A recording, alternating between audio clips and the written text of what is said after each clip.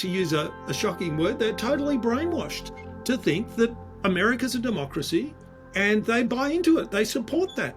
But what happens is when they see democracy as competition at all costs, when they see democracy as a competition to misrepresent your opponent, they just want out. They think it's just hopeless. It's pretty obvious once you think about it, and it's become very clear in recent years, which I think is the reason why the earth has become fertile to these ideas, is that you can only get elected if you have the money to pay for it. You can only get elected if you have the support of a faction. You can only get elected if you are a member of the elite. And that is another definition of oligarchy. And my father was very worried that if everyone thought that elections were what democracy was, they would then become disillusioned with elections and no longer want democracy, because that's what everyone thought that democracy was, only elections. If you get sick of democracy thinking that there's nothing more to have, then you will naturally say, well, let's have just an authoritarian leader who can sort stuff out, which one hears a lot today. Aristotle is saying that elections are naturally oligarchic. Elections lead to a class of rulers. And look around. The mechanism of an election, which we associate with democracy in the modern world, is an instrument for running an oligarchy, and that the instrument for running a democracy is a jury.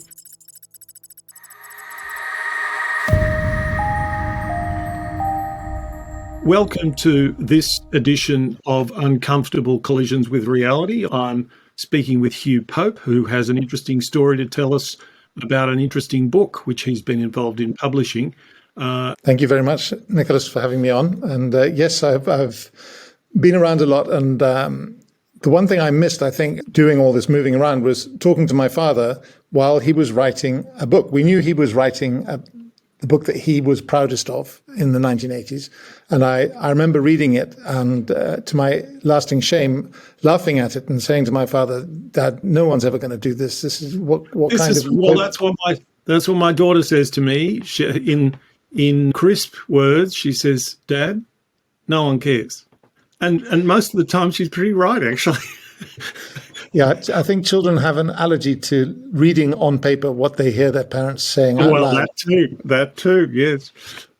But anyway, the book that he had written, which is The Keys to Democracy, was the latest of several books he'd written, to some acclaim and many translations and success. But no publishers would take this book, saying that it was not his subject, no one else was talking about it, no one would do it, it was unrealistic and so forth, because it was completely out of left field. No one at that time was talking about sortition or random selection or any challenge to the idea that democracy equaled elections. And it was before the famous moment when Francis Fukuyama announced the end of history and so forth. Everyone thought that universal suffrage, once achieved in a fair democratic way, would be the answer to all needs in choosing those who make our decisions for us.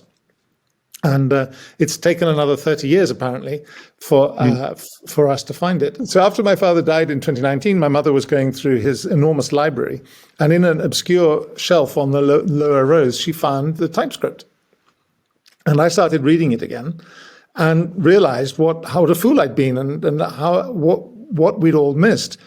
Because in the past 10 years, obviously, there's been a huge rise of interest in sortition. I had read some of those books, so I was able to see that even though a lot of people were talking about the same ideas, my father's approach was still unique and still pretty radical, and had a lot of new ideas that were still not yet on the market. So I started editing it and typing it up, because we had to retype the whole thing. And then miraculously, Professor Helen Landemore wrote back when I asked her, is it worth us printing this up? She wrote back saying, I'm blown away. Please publish this. And if you need it, I will write the preface, which is like being blessed by a saint, really. I mean, it was a remarkable moment, so motivating. And that is what led to its eventual publication by Imprint Academic. The funny thing is, Nicholas, is that there were a number of people around the world working on sortition in the 1980s, people that brought out the idea of James Fishkin, for instance, in California with his deliberative polling, and Nick Crosby with his citizens' juries, Peter Dienel in Germany with his planning cells. All of these were variations on a randomly selected theme.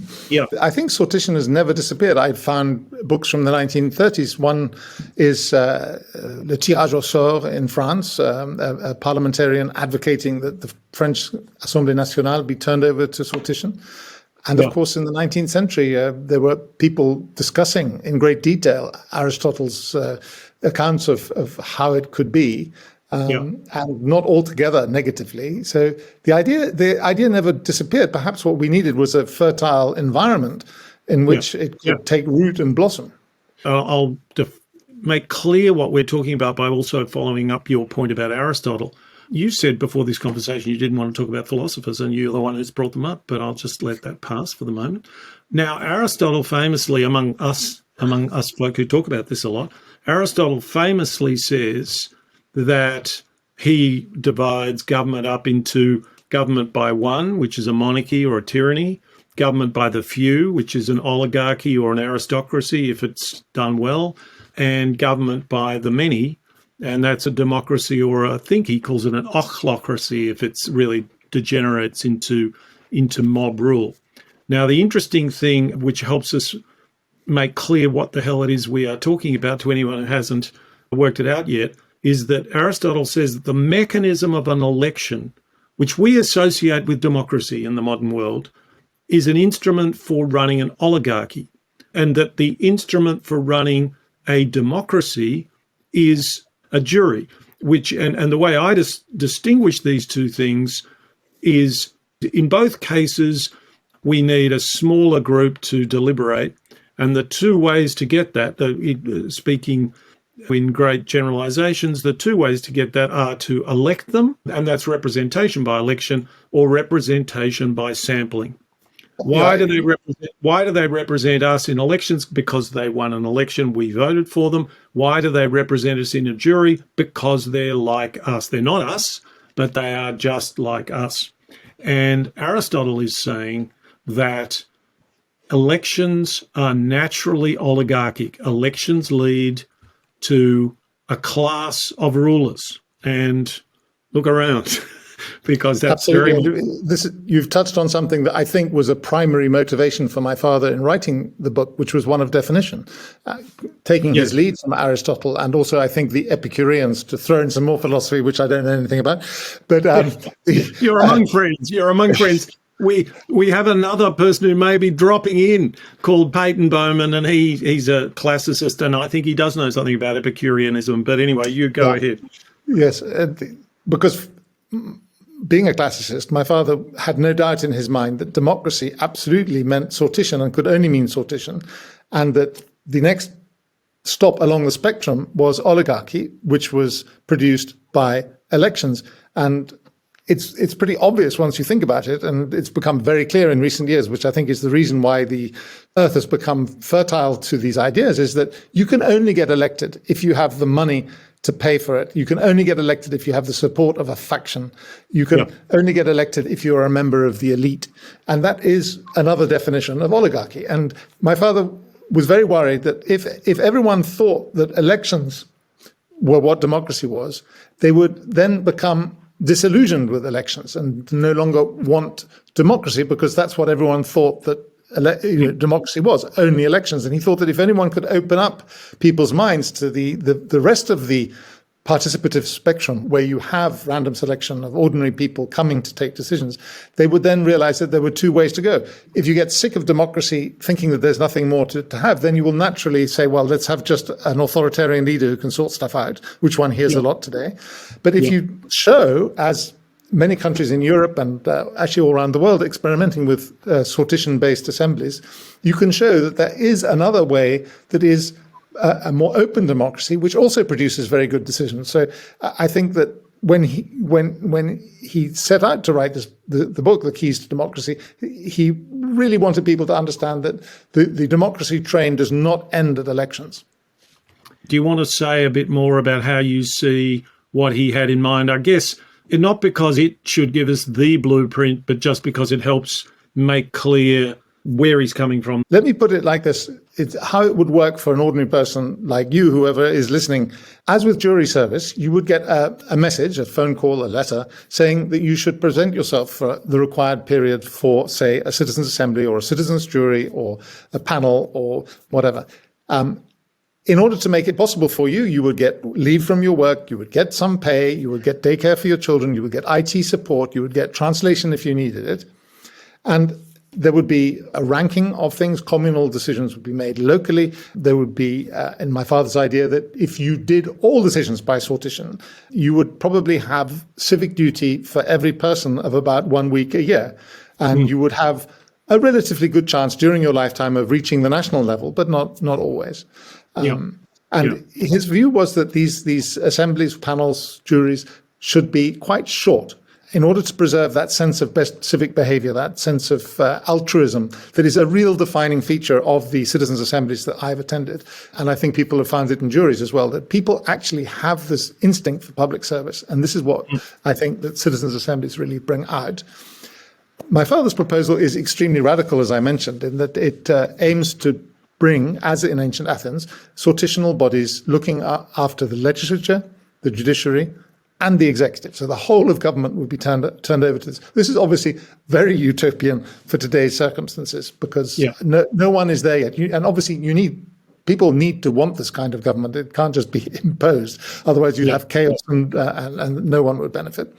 Yeah. And at the very top of the system, where you'd have national government, where I think people who are used to the idea of strongmen or prime ministers strutting the stage have most difficulty imagining how it would be, is that he has two proposals, one in his utopia, one in his constitution. Either a month, you would serve a month in a kind of special convention center where you would be, every day you would be randomly assigned duties, or he has another idea that you would stay for a year in this sort of government bubble. I think that what's very important to note is that this short service is not just to try and keep people from becoming professional. It's also to avoid that real stain on electoral democracy, which is the lobbying that is become so easy to do once you have elected representatives. And not only do people with strong interests have the opportunity to buy and pay for elected MPs, once they're in power, they can lobby them, and you can have all the lists of interests recorded in Parliament as you like. But it's quite clear that people are very aware of the financial rewards, and in a sortition-based system, this really it evaporates. It can't happen, and neither can nepotism. So overall, it's a beautiful intellectual idea. The problem is, of course, how are we going to get there from here?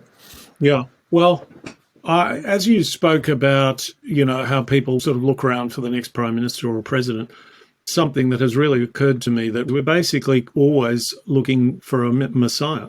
That's how politics works. Everyone knows how dysfunctional it is, and every now and again you get a hero who would probably have been hugely dysfunctional at other times. So Churchill is an example of that. Churchill made appalling errors, and he was also quite a politically incorrect person. But the moment that he came into his own was the moment where England was at war, or Britain was at war.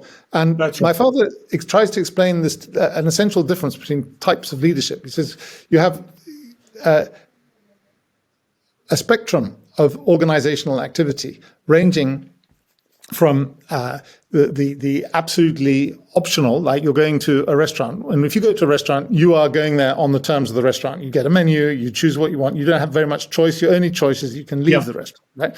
Yeah. And in the middle, you have a kind of slightly more cooperative things, like, say, a workplace where you come together briefly, but you will have your home. And then at the other end, you get your family, and you cannot leave your family very easily anyway. So you have all these things. So a spectrum of activities where you have more or less options.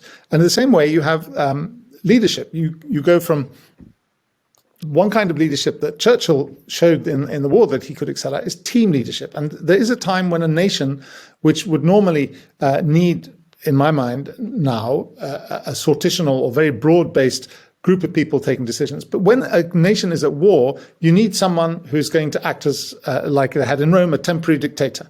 And because the nation is no longer questioning decisions, it has to win, it has to reach a goal. And I think that having that distinction in one's mind is really important to understand that you don't need a team leader the whole time. And as we've seen so clearly in recent years, the electoral system is producing not one team leader, but several team leaders, and they're fighting each other to such an extent that the population no longer knows who to follow. Most elections that I'm seeing these days, people are getting into parliament with less than 40% of the actual population support. Whereas if you take that to the citizens' assemblies that I've been attending in Europe, they will typically not accept a proposal unless it gets more than 66% of the people assent, which automatically gives you that sense of consensus, which is increased by the fact, for instance, at the last French assembly I went to on the end of life, which went at the end 75% for lifting the ban on euthanasia and assisted suicide and 25% against. Most of the people who were in the 25% signed off on the report advocating lifting the ban because they felt that during the 27 days of discussions, their points of view had been taken into account in the final report, and therefore this was a consensual way forward that would be accepted by the community. So France as the community. Yeah, so this is where you're raising such rich things. So I would go further in a couple of respects. On the very point you've just raised, you've said that they agree because they've been heard and they say, oh, well, it's all in the spirit of fair play. I don't know if you've seen the draft of a documentary that's being made in the United States, and I'm just getting the title here. It's called Goodbye Elections. It's a documentary made about a citizen jury held, I think it was in Michigan, and it was about COVID. And you had anti-vaxxers and quite left-wing people, and it gets fairly testy. And at the end of this documentary, they're all in tears with how much they love each other. I mean, it's completely incredible. And so what is happening is that it's not just, oh, well, I accept that this is a democracy and I didn't get my way. That plenty of the people in this citizen jury were Trump supporters. And Trump is quite obviously not a Democrat in any sense. Presumably, some of them thought that January the 6th was okay. But they all were Democrats. They were all bought into the idea, totally, to use a shocking word, they're totally brainwashed to think that America's a democracy, and they buy into it. They support that. But what happens is when they see democracy as competition at all costs, when they see democracy as a competition to misrepresent your opponent, they just want out. They think it's just hopeless. There is this quite sublime sense of love through difference, of love through mutual vulnerability. And of course, our electoral system is the exact opposite of any kind of vulnerability. The Australian Treasurer has just released a budget. Seems like quite a good budget to me. He's in interviews and they say, is it inflationary? He says it's not inflationary because we came upon a windfall in our revenue because, as you know, Australia's a big energy exporter and energy prices have gone through the roof. And then he says we banked 82% of the windfall. In other words, all of it came in and we just used it to pay our bills, not to give away favours. Now, that means that 18% wasn't saved and it was given to people. But of course, you can't then say, yeah, well, okay, that's a bit inflationary, but give me a break. He's got to say it's not inflationary. I'm not being critical of him here. This is the way the game is played. If he didn't do that, then the very next day, the newspapers would say Treasurer concedes inflationary budget. The high point of this in Australian politics for me was when Gareth Evans was the shadow Treasurer and the Labor Party came out with a sort of no new taxes promise. So journalists asked Gareth questions, and the answer to all these questions was, well, we're not saying that absolutely everything in a 4,000-word tax code won't be changed. The next day in the newspapers, big headline, Gareth Gaff. So that's vulnerability in our system, our ability to speak to each other and to concede weaknesses and have that vulnerability reciprocated. You do need to be in a trusting relationship, Yes. Which is why the Citizens' Assembly is such a remarkable thing, is that people within the context of 150 people thrown together at random, they do build up relationships, as you were referring to, very deep emotional relationships as well. And when they start trusting each other, when they start deliberating together, when they start getting information together, they are moving towards a new solution to the problem, which is a very fascinating process to watch. Of course, it doesn't happen overnight, as it were. It takes, not only do you need a very fair random selection process so that everyone believes that it's truly random and reflecting the community involved.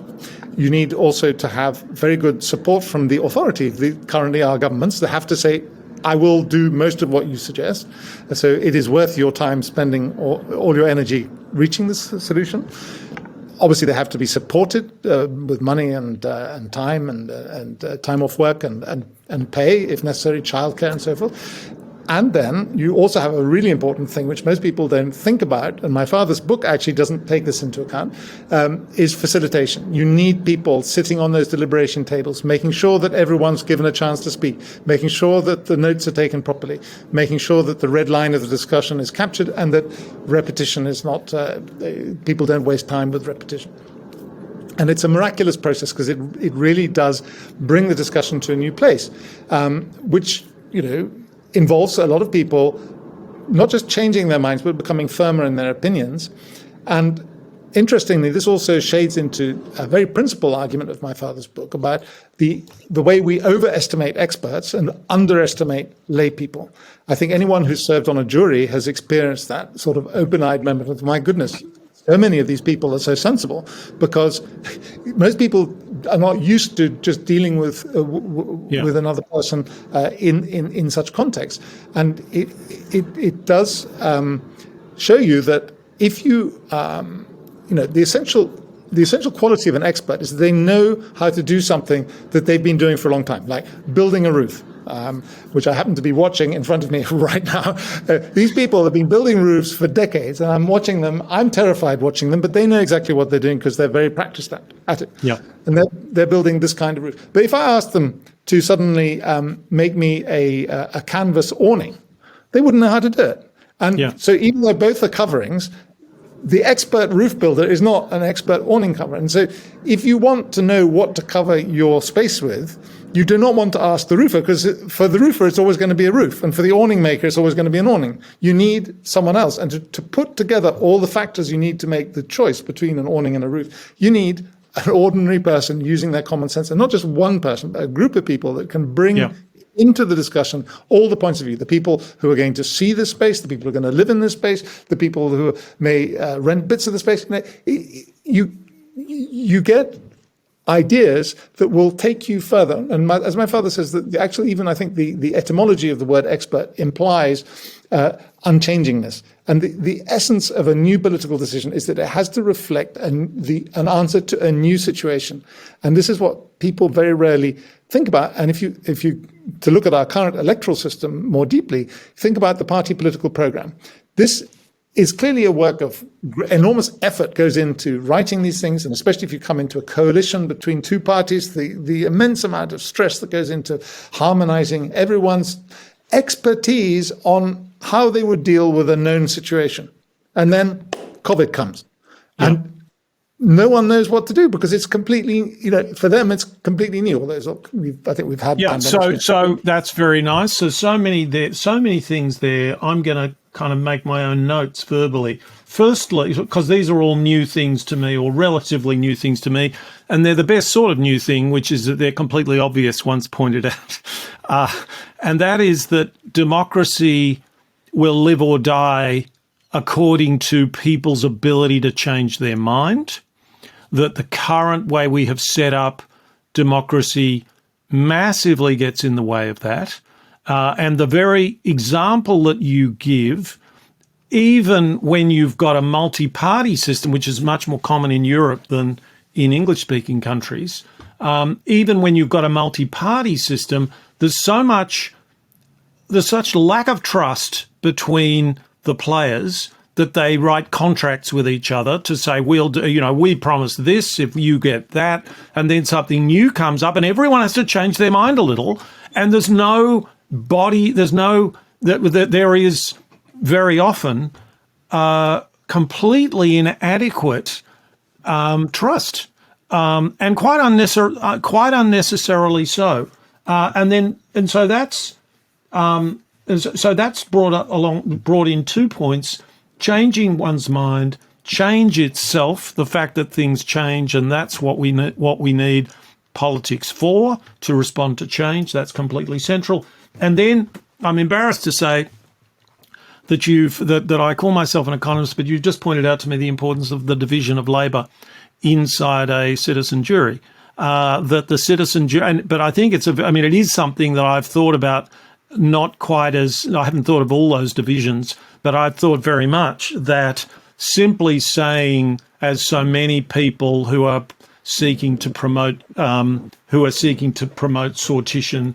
I'd like just to add in one thing that in the process of a citizens' assembly that's also missing in our current debating chamber methods of reaching decisions is this whole idea of deliberation, and to bring in Aristotle, because I've just spent so much time editing my father's book, I can remember these things.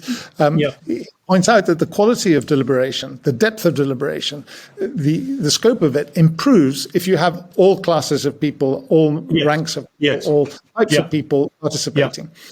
Another thing that he points out is that, and this is something that came up after the invention of the word participatory democracy in the 1960s, and where people like Professor Jane Mansfield did research on the kind of groups that were cropping up as sort of self-governing groups. And it became very clear to her that if you have direct participation with more than about 20 people, you can no longer have a reasonable discussion, because people just can't follow more than 20 people. And so from this, coming back to what you were saying earlier about the different groups of people that might benefit from this kind of randomly selected government. Most people think that the bigger the group that you have to run, say, the United States or China or Russia, the more you need a single figure or monarch in charge. Whereas, in fact, the reverse may very well be the case. I mean, the way that Russia and China are run today, I think these are extremely authoritarian regimes, and suppressing a lot of human spirit in the process. I mean, I'm sure that China is a very diverse place inside its borders, but it is very strictly run. But the fact is that if you look at the maths, if you do make it mandatory for people to serve in these assemblies, a randomly selected selection of the population will work. It will produce all the people you need to reflect all parts of society. And there's another concept that is also very important. I was quite surprised when I read the book to see how radically my father believed in the redistribution of wealth. But if you're going to do that, you're going to need it for everyone to think that the sharing of whatever it is that needs to be shared, and for instance, in the climate debates, it's clear that the sharing of the burden of what we all have to do less of has got to be equally done. And if it is not equally done, people will not accept it. If it's not done in a way that everyone can see that everyone has put their fair share in, no one will get going on it. And again, here's a way that citizens' assemblies can help us solve a very real problem that we face right now.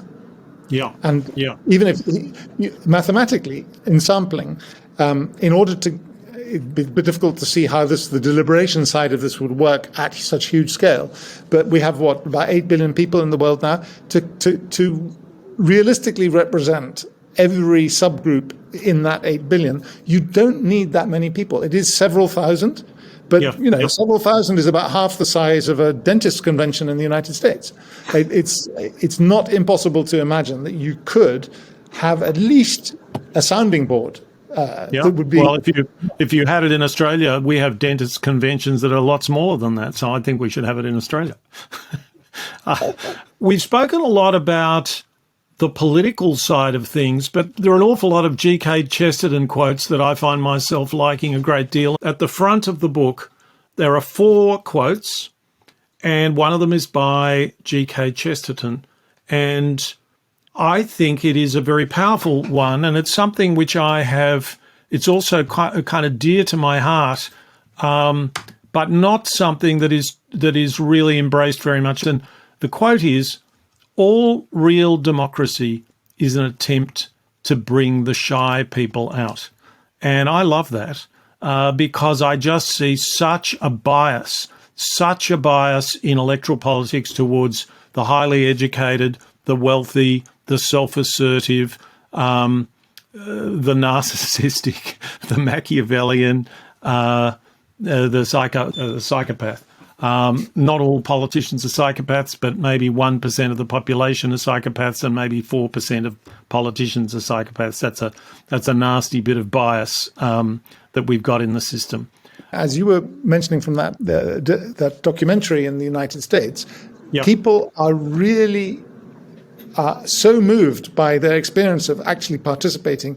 Yes. This Paris Convention, people were standing up and saying that they were these 27 days that they'd spent together over 9 weekends had been the best time of their life, Yes. which is quite amazing. And I could see why as well, because they'd really been taken seriously in a way perhaps they hadn't before.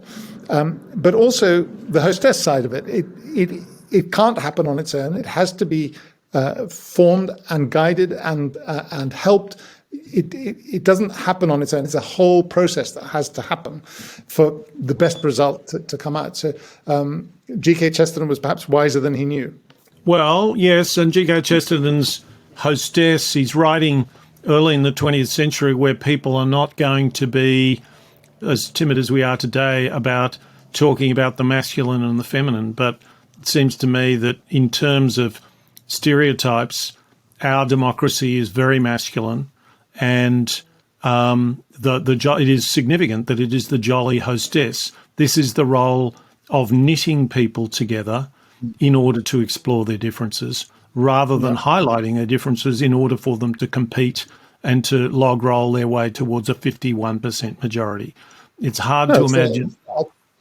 I think you're absolutely right on the masculine side of it. Now, the second exciting thing was the most recent election in Australia, because what happened was that our Conservatives, who are called the Liberal Party here, our Conservatives, some of them rather like Donald Trump, and they've been, and a good chunk of them are channeling the US Republicans. And what happened is that starting in, I think, 2013, a while now ago, a particularly bad Liberal Party candidate in a regional seat was unseated by an independent, and it was a community movement. And this then, in the last election, about 8 new people like that were elected, and they basically stole the crown jewels from the Australian Conservative political party, all the richest seats, basically. Now, almost all of them were women, and they had a particular methodology which came from the Victorian Women's Trust, and it was called the kitchen table methodology, kitchen table conversation methodology. And that's a feminine thing, a kitchen table conversation. And what people found is that the men liked pontificating, as you and I are doing right now, Hugh, and the women would often be the ones who would take them, quite consistently. If you asked who was taking the notes and who was doing behind the scenes work, it was preponderantly women. So these candidates, they're called the teal candidates, a mix of blue to represent the Conservatives and green to represent their environmentally aware politics. They are almost all of them are very articulate, very well educated, and very accomplished women. All of those things weren't so unusual in politics when I was a kid. The women was, but the idea that plenty of MPs were independently accomplished before they turned up in Parliament, well, that's kind of gone as well. Insofar as it can happen in a toxic system, this has tremendously revived it, I think. And I just wanted to throw in that element that it has revived it through the feminine, if I can use that simple word. It has infused Australian politics with feminine virtues. And you can decide, you can believe those things are culturally feminine, biologically feminine, or not feminine at all, nothing to do with women at all. You know what types of things I'm talking about, which is knitting people together, not thinking that the most important thing is to display your power and strength and so on and so forth. And I think, yeah, you go. I think that the word "we-minded" really encapsulates what you want. So I will definitely be sending you a link to my wife Jessica Lutz's book. But I think, as you remark, I mean, luckily human beings, even within the electoral system, we are innovators. And yes. Well, it's still an open system. That's the great thing. It's still an open system, and it can fall prey to well-organised people who have a clear idea of what they want to do and can communicate it. And people will say, as I'm fond of saying, in the words of the scene from When Harry Met Sally, I'll have what she's having. I don't know whether you know what that is a reference to, but anyway, go on. No idea, but I'm sure it's some people will resonating with the audience. But no, I think that you're right. It is an open system, and what's also very encouraging is that the kind of experimentation which we need to be to set up some new ways of taking decisions and to improve on the current procedures that we have.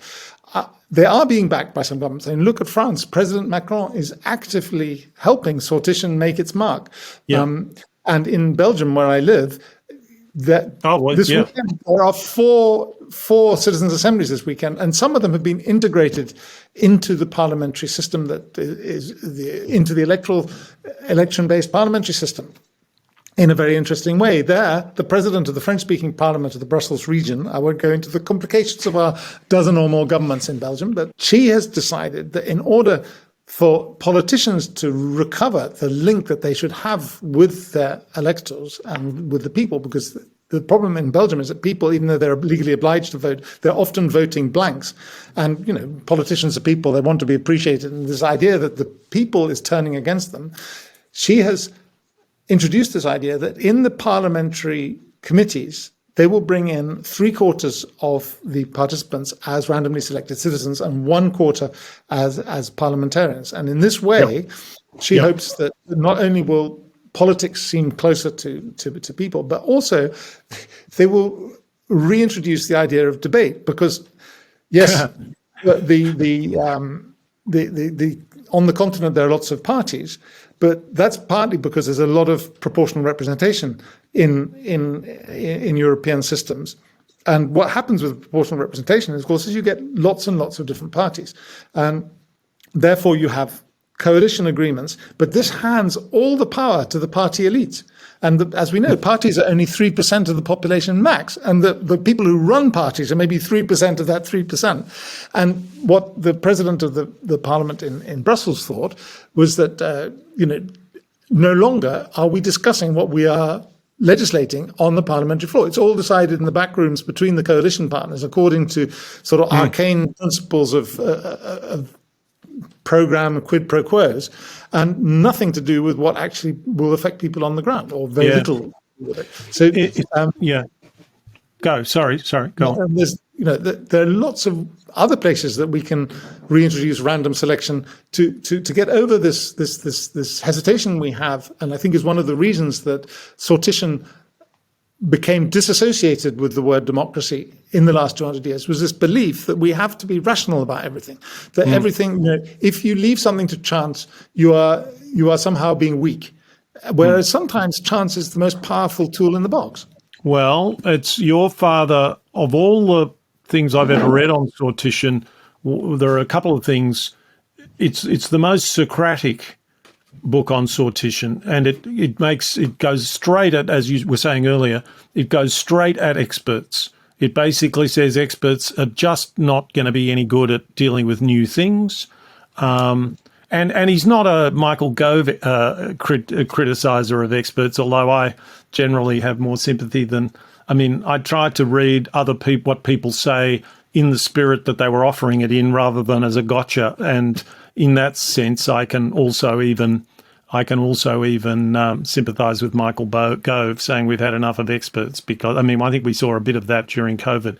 Not that there weren't utterly crazy people saying utterly crazy things, but an awful lot of what the experts said was baloney as well. And so everyone was performing. Let's talk a little bit about how we get there, because let's talk about how your father talks about how you get, if not to utopia, if not to his utopia, how do you get to a system which has much more recognition of the value of sortition?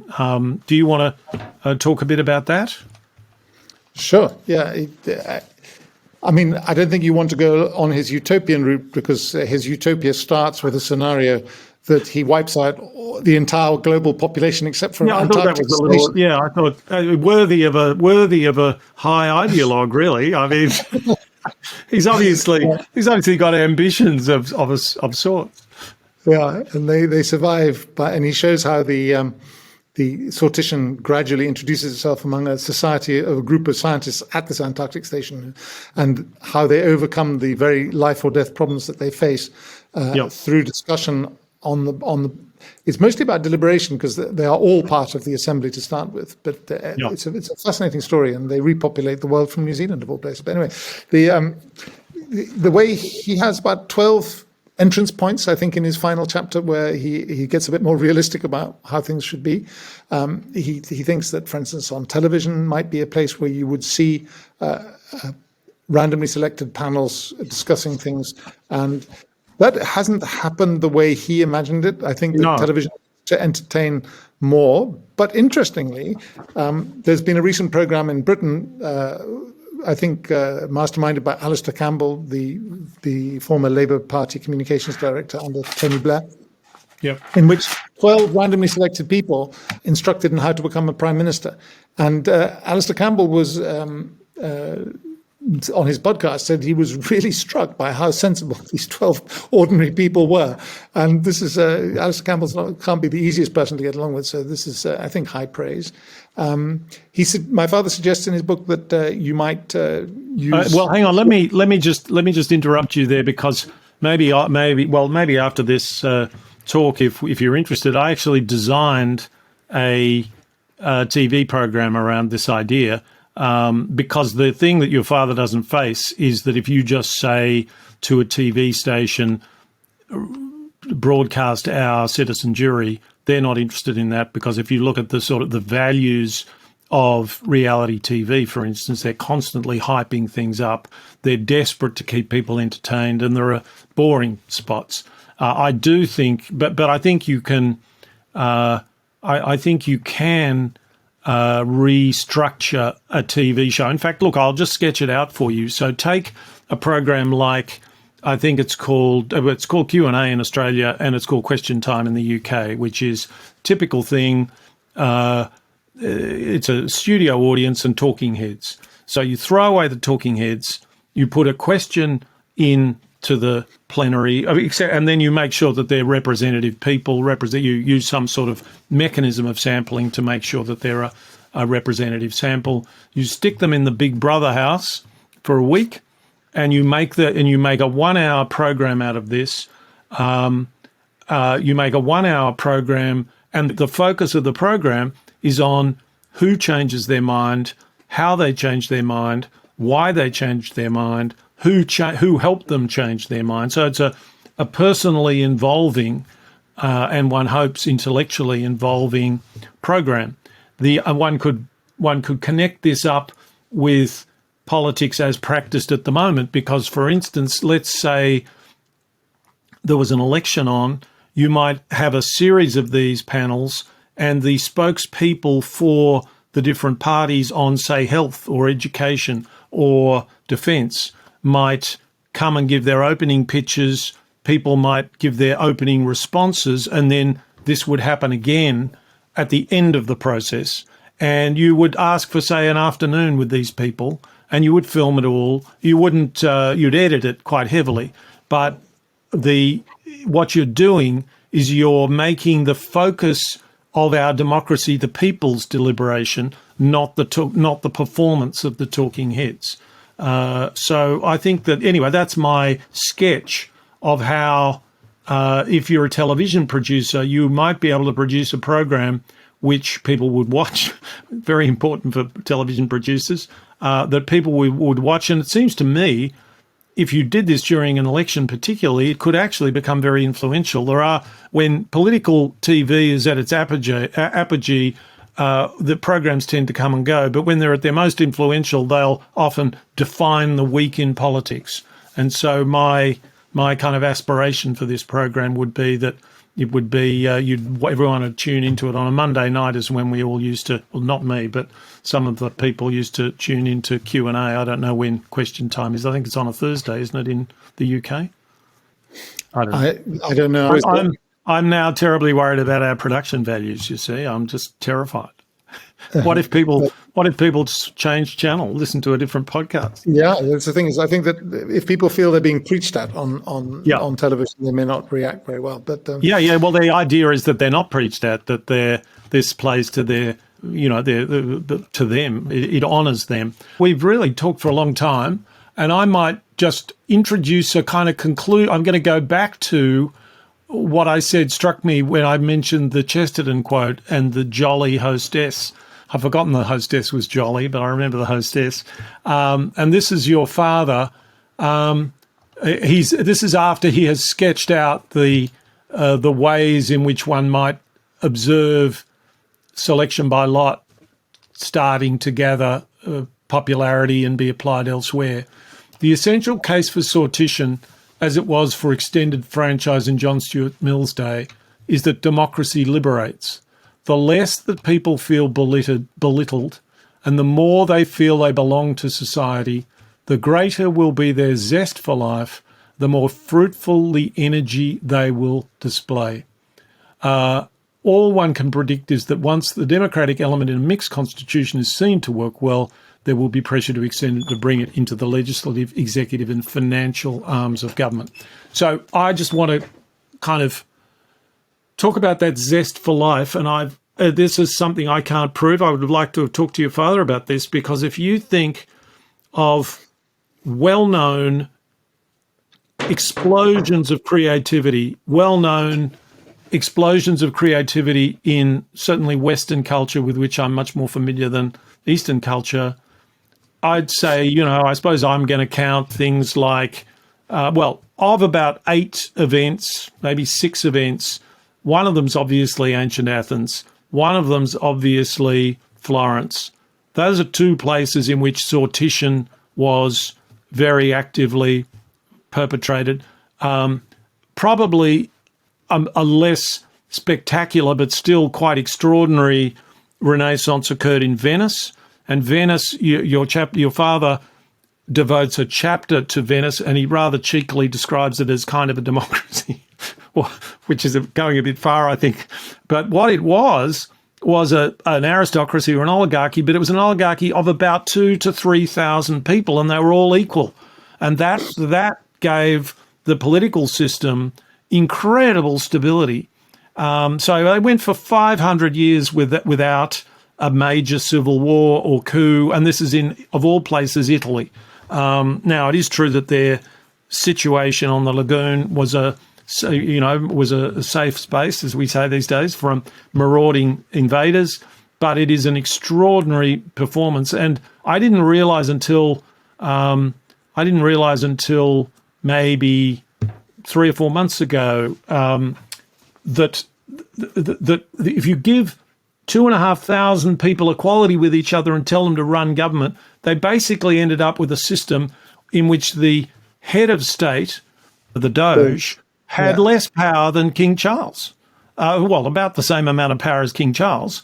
But the thing was that the Doge was an elected monarch, and they were chosen through endless processes of sortition, where people were randomly selected and asked to pick the best person, a little bit like the Pope is chosen, and they would get sent into a conclave, and that no one is allowed to, no one can electioneer. voting is secret, so there's not even any point in bribing someone. And this produced a constitutional monarchy. I thought the British monarchy was the first constitutional monarchy which more or less got rid of the power of the king, of the head of state. Well, Venice had done it by the 13th or 14th century, but at the same time, the monarch was was one of the most respected people of the community. So they actually played that role of leadership, but not in the sense of having huge amounts of power.